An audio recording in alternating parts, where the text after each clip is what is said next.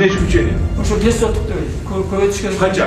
Гектарлап берейинби? Жок. Азыр какой-то бир бактаракка жабышып атасың. Койгула дейм.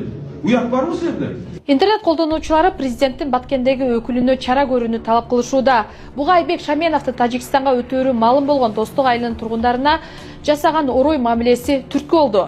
Шаменов 6 мартта тургундар менен жолугуп, Достук айылынын жашоочулары Баткендин кайсы жерине көчүрүлө турганын айтып, суроолоруна жооп берген. Анда президенттин Баткендеги ыйгарым укуктуу өкүлү үнүн өктөм чыгарып, элге орой мамиле жасаганын, айрым учурда элди какканын көрүүгө болот. Силер азыр 5 сотук деп атасыздар, биз орустарда эмеспиз да. Биринчиде туалетибиз болот. Эшикке болгондон кийин туалетибиз айванда болуп калат, жакын болуп калат. Хотя 12 сотук болсо 10 сотук берсеңер деп атасыздар. 12 хорошо берели, бирок мен үй бербейм анда. Кыргызстан наразы болуп мындай болот, тиңдей болот деген жок. Мен айтпадым муну. 5 соткадан берем, үй салып беребиз. 5 сотка келечекте үй салып аласыңар. 10 соткадан айыл чарбага беребиз, бүттү, ошо менен. Шаар болсо да биз мына жерден көчүп атабыз, исключение кылыш керек да бизге. Эмне исключение? Ошо 5 сотук деп көбөйтүшкөн. Канча?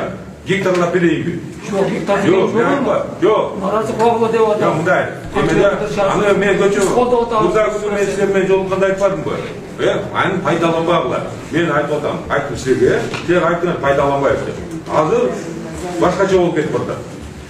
Терек калты деген миллер бар. Ошол тажиктар менен сүйлөшүп туруп, мен бир угум сүйлөшүп туруп, биз мыналарды кесип алып кеткенге силер жолдо болбогула деп айтсаңар. Теректер боюнча, шифер боюнча, тиги сарайлар боюнча алар 30 гектар жер берди. Бирок компенсация. Анан кийин азыр бак дарак, анан кийин тиги тоок гана шифер бар, анан тигиндей кылдым эле, мындай кылдым эле, отун потундарды уят эле болот. Урматтуу Москва шаарындагы мекенештер, чет элдик мыйзамдарды сактап, документтериңизди тактап алыңыздар. Россияда каттоого туруу, регистрация, трудовой договор, метнишка, ННН, СНИЛС, ОМС, ЛМС, справка 86, айдоочулук күбөлүк, диплом, ишенимдүү жана таза, 100% кепилдик бар. Документтик иштерди кандай көйгөй жаралса, бизге кайрылыңыздар. Эң башкысы чек арага кирди чыкты кызматыбыз бар. Толук маалымат алуу үчүн +7968 353 95 34 номерине байланышыңыз. Саян мырзага кайрылыңыздар. Уят болот.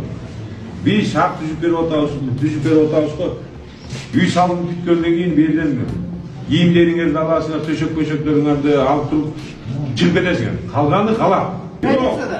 Мен айтып Кашпатыруу мен сизге айтып берейин. Границада мурда артылдан чаптырып кандай ташты. Бул кишиники границада. Ошону чыгып алып кетейин деп атат. Сону мен айтып атпайбы?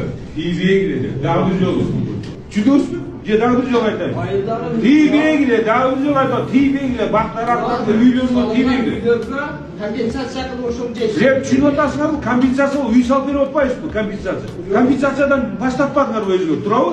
Мен компенсация баштаптык, бияка салып. айтпадым. Мен компенсация, же үй салбайбыз, мен компенсацияны төлөп берели. Үйдө отпайсыңар, компенсациядан баштаттыңар, туурабы? Азыр какой-то бир бактаракка жабышып атасыңар. Койгула дейм. Уят барбы силерде? А боксактын баарын чыгара бересиңер базыр. Тигине муну шиферин мындай кылып калдыр, ана тигине мындай деп. Отун потун. Ама болсо болду да, туурабы? Эчтекесин албайсың, кийим-кечени алып туруп чыгып кетесиңер. Калган бүт баары ошол жерде болот. Үйдүн ичинде. Холодильниктериңерди алгыла, телевизоруңарды үйдүн ичинде тургандарды алгыла. Бирок үйлөрдү бузбагыла, дарбазаңарды бузбагыла, теректерди кыйбагыла. Мал бирөөдө мал болсо малды чыгарып алып кетесиң. Болду. Уят эле болот, бир тал үчүн азыр силер түтүшүп жүрөбүз. Бир тал эмес, Эң аксакал коюңуздар.